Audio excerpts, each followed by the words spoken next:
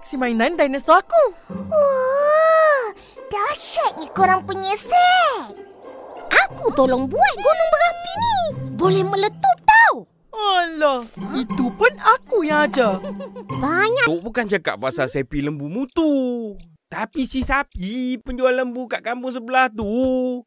Tok nak beli lembu dia untuk korban. Ish.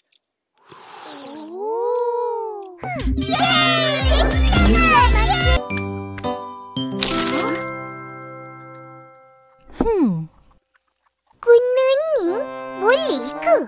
Pendek dan kecil je. Boleh. Kayu juga. Lagi nampak kreatif. Iyalah. Opa.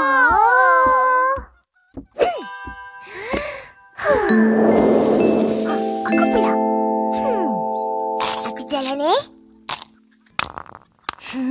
Masuk penjara. Apa? Tengok Akak. Mana kita orang tahu ambil ayam goreng perasuah? Akak tahu nak marah je. Hish. Dengar. Tengok, ini semua adalah peralatan untuk padamkan api. Canggihnya.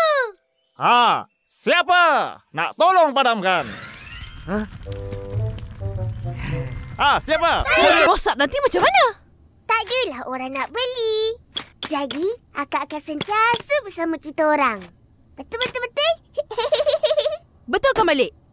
Baik, Kak. Intan payung! Mana Ihsan? Betul. Kalau dapat plug 2 pin ni, macam mana nak masuk ke soket? Ambil je besi dan cucuk ke soket.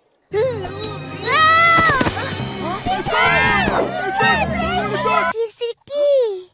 Biarkan je lah, ya. Ipin! Mari kejap, tolong Akak. Datang ni. Nak ke mana tu? Tunggu aku. Akak memang tak nampak.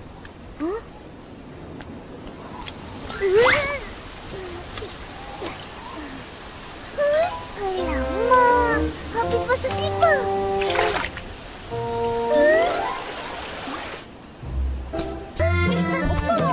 Apa jawapan dia?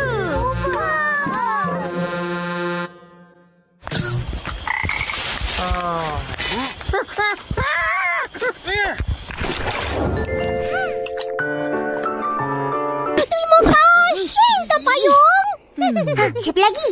Macam tu aku nak 4 lah. Okey. Saya mahu 3. Aku nak tambah 2 lagi. Saya juga mau 3. Bagi saya 2. Siap. Dah, jom main. Cepatlah ni.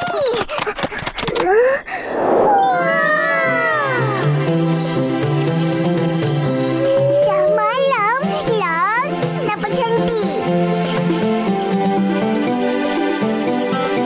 Mana kita orang tahu ambil ayam goreng perasuah? Akak tahu nak marah je. Hish. Dengar ni. Kalau kita ambil atau beri sesuatu dengan adanya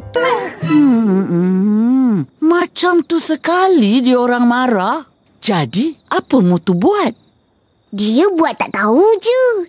Sebab dah tak terlayan. Korang ingat bila-bila masa dan di mana pun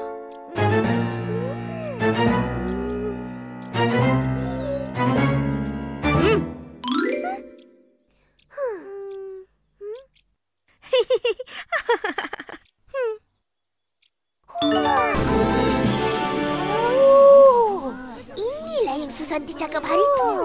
Betul. Kanak-kanak lelaki atau perempuan umur 3 hingga 5 tahun. Wah, kau dorang kena masuk. Mana nak? Aku pun lupa nak bawa. Macam mana ni? Nail, hutanglah. Rugilah aku.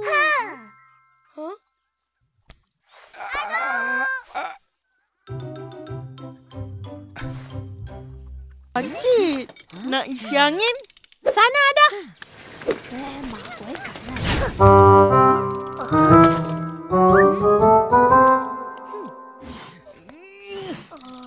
Tadi cakap badut. Apa hal?